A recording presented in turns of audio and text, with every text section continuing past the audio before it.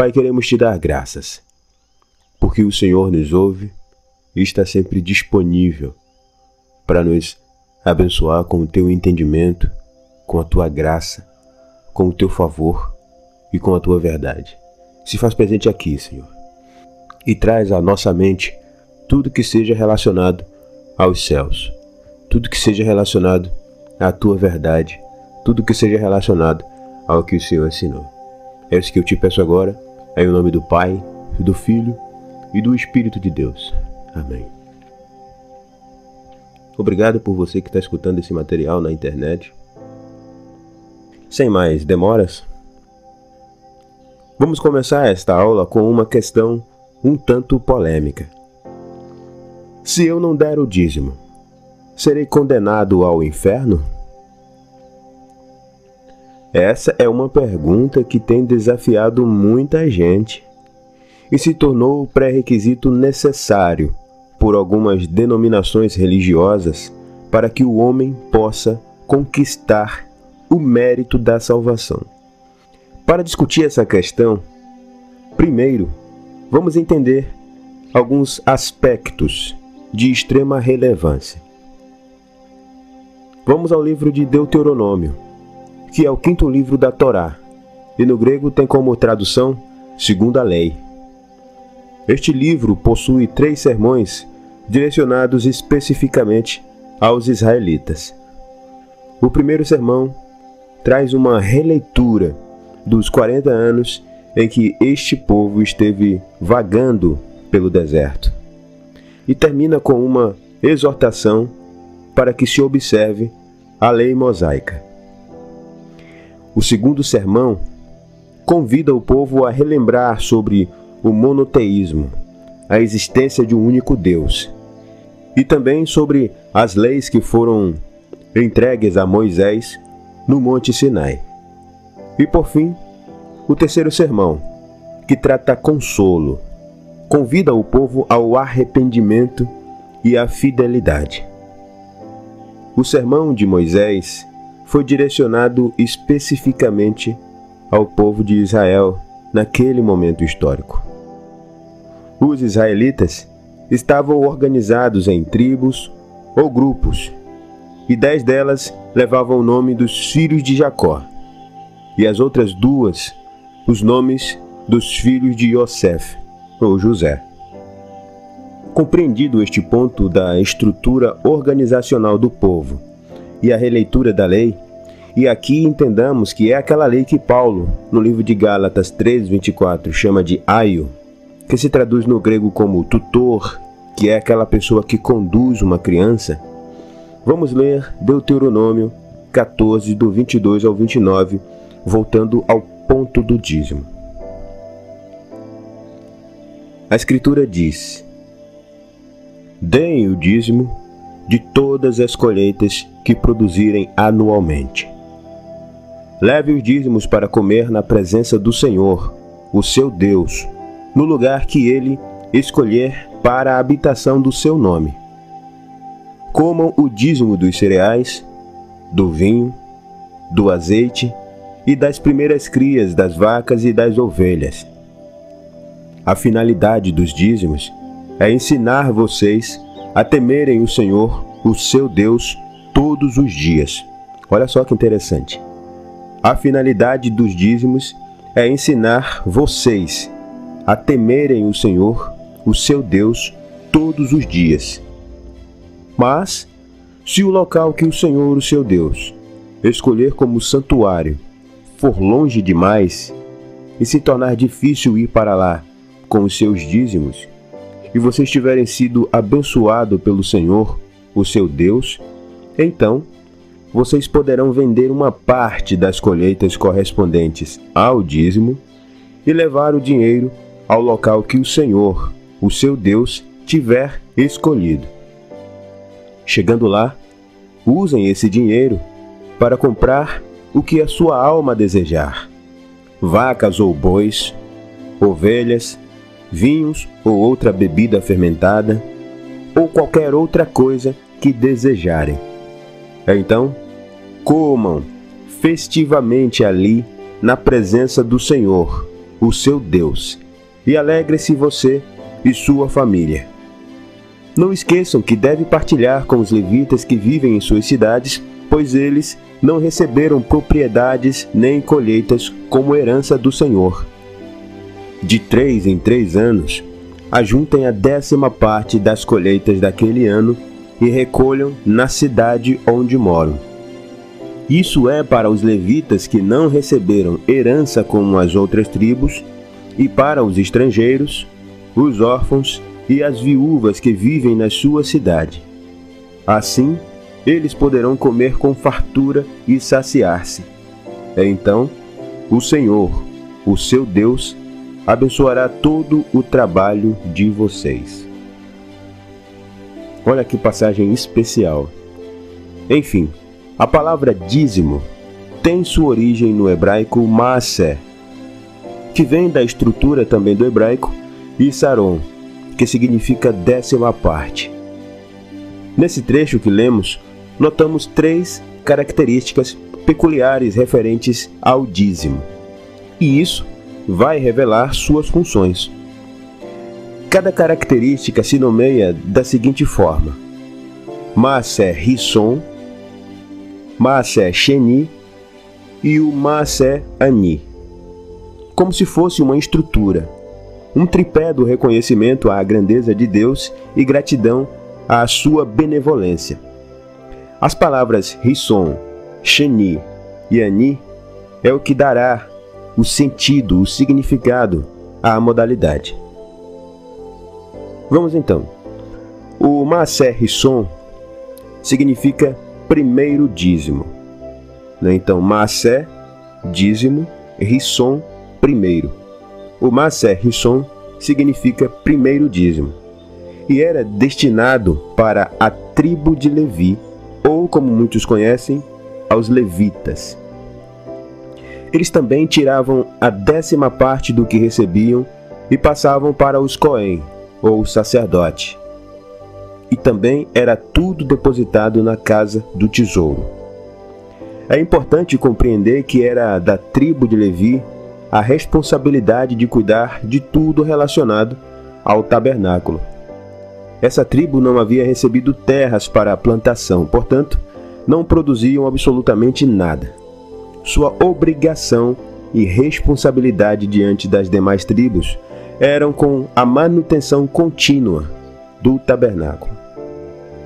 A segunda modalidade é o Maaser Sheni. E como diz, Maaser dízimo, Sheni segundo, Então, segundo dízimo. E nele cada tribo retirava a 10ª parte concernente ao que foi produzido naquele ano e comiam literalmente com seus familiares e amigos na conhecida e chamada Festa de Jerusalém. Nessa modalidade, o segundo dízimo, as famílias usufruíam como bem quisessem, ou seja, comiam e bebiam livremente, glorificando ao Eterno pelo sucesso das suas colheitas e tudo o que produziam. E por fim, mas não menos importante, o Maaser Ani, que tem como significado dízimo dos pobres. A função deste dízimo era para os órfãos, as viúvas e os estrangeiros que viviam nas cidades e não tinham como se manterem naquela sociedade. Agora que entendemos sobre essas 3 importantes determinações para o dízimo, a partir das características descritas no primeiro texto que lemos, que foi Deuteronômio 14, do 22 ao 29, quero fazer um link com o patriarca Abraão, que na época ainda era conhecido como Abrão. Ele é muito citado como referência de o homem que deu o dízimo de tudo o que tinha. E quando mencionado, a perspectiva dessa abordagem é ambicionar em quem ouve a história fascinante de Abraão a possuir riquezas semelhantes, próximas ou superiores às que Abrão passou a ter depois de ter dado o dízimo e de ter o seu nome mudado para Abraão. Entretanto, e aqui eu reforço sobre a importância de nos debruçarmos sobre as Escrituras Sagradas distanciados da perspectiva religiosa para compreender o contexto histórico e a verdade registrada em relação àquele momento. Vamos a outra leitura.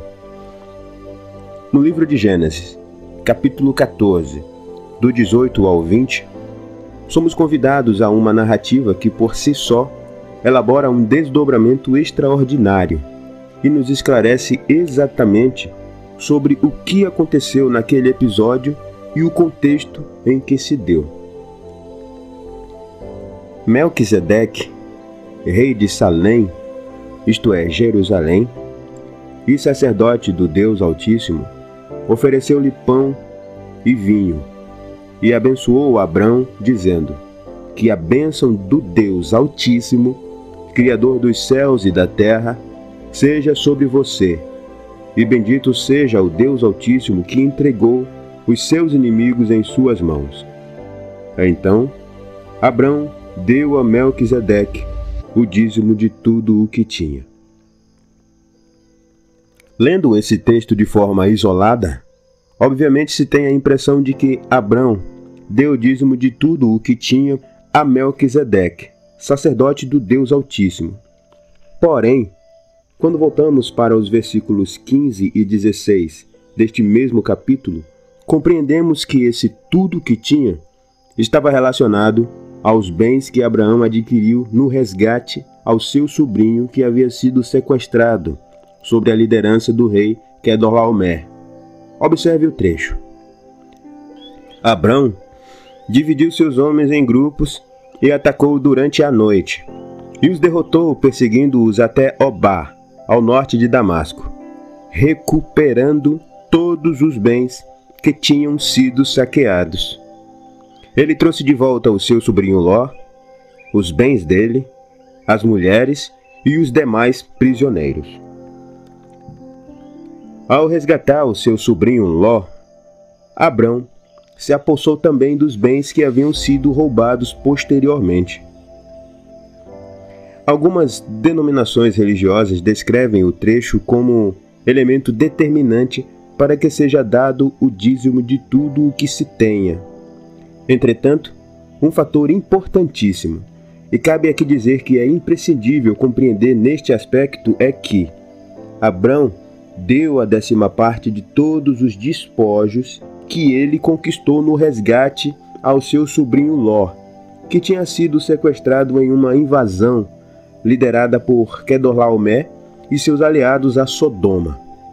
Ou seja, sabendo que o seu sobrinho Ló havia sido levado, Abrão reuniu 318 homens, treinados e valentes, criados em sua casa para resgatar o seu sobrinho.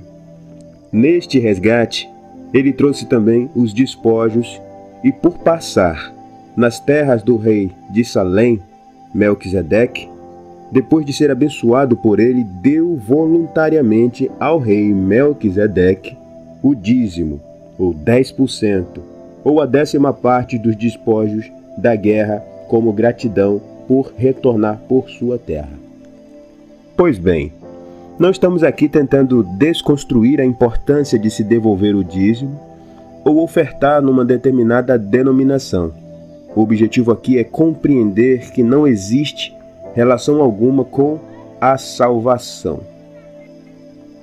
Outro argumento usado com frequência é que há uma obrigatoriedade bíblica em trazer todos os dízimos à casa do tesouro, escrito em Malaquias 3:10, e fazendo referência à casa do tesouro como se fosse a tesouraria de uma igreja.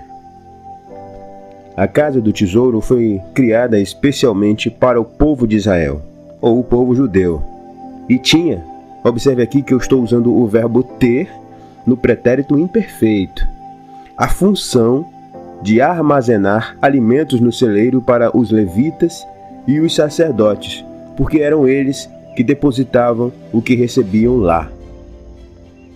Outro trecho muito usado por lideranças religiosas para convencer as pessoas sobre essa obrigatoriedade É o diálogo estabelecido entre o Eterno e os sacerdotes que representavam o povo em Malaquias 3:8, que diz: Pode o homem roubar a Deus?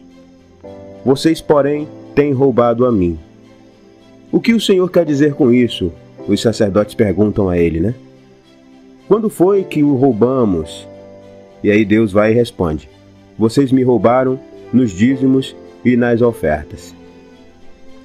Primeiro aspecto a se compreender nessa passagem é que o livro de Malaquias foi escrito há aproximadamente 400 anos antes da constituição da Igreja. E isso é constatado a partir do registro do livro de Atos dos Apóstolos. Vale tratar também que a Igreja aqui tem o seu significado como reunião, assembleia, que era como os apóstolos se agrupavam em nome do Senhor.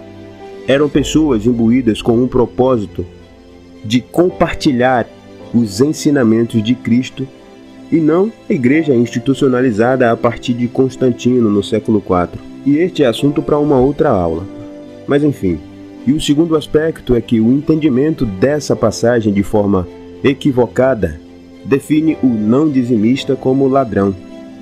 E, consequentemente, ele, a partir desse pensamento mal interpretado ou mal intencionado, conclui-se que quem não paga o dízimo ou não realiza ofertas nos padrões determinados pelas grandes instituições ou organizações religiosas estão roubando a Deus. E se rouba, é ladrão. E o ladrão, segundo Apocalipse 21:8, vai para o lago de fogo e enxofre, ou inferno. Sem mencionar outros argumentos mais invasivos e coercitivos que prometem ações de gafanhotos, pragas e coisas semelhantes às finanças de quem, nessa forma lógica, desobedece. A conclusão para o final desta aula é que as denominações religiosas dependem das doações para cumprir suas obrigações e compromissos, mas é de uma maldade sem tamanho colocar este jugo condicionando a salvação a doações e sacrifícios feitos. Lançar a salvação na consciência dos homens, sob os respaldos de que ela é produzida e garantida a partir dos seus feitos, é negar a utilidade e a autenticidade do sacrifício de Cristo. A partir de Cristo, algo extraordinário aconteceu, meu irmão. Presta atenção nessa leitura. Pois é pela graça que vocês são salvos mediante a fé em Cristo. Isso não vem de vocês mesmos. É uma dádiva de Deus. A salvação não é uma recompensa pelo bem que fizemos. Portanto, nenhum de nós tem mérito nisso. Foi o próprio Deus quem fez de nós o que somos e nos deu uma vida nova da parte de Cristo Jesus para que realizássemos as boas obras que Ele planejou para nós há muito tempo atrás. A resposta à questão aberta inicialmente não é simples, porque exige a quebra de paradigmas e um confronto entre as Escrituras Sagradas e o discurso religioso contemporâneo. Mas nada que um exercício crítico, carregado de honestidade, dentro da perspectiva bíblica, seja capaz de nos libertar. Agradeço a você e espero de coração que a sua resposta em relação às verdades contidas nas Escrituras sejam reveladas ao seu espírito na proporção em que você amadurece em graça, sabedoria, conhecimento e discernimento. Um forte abraço, um beijo no seu coração e até a próxima aula.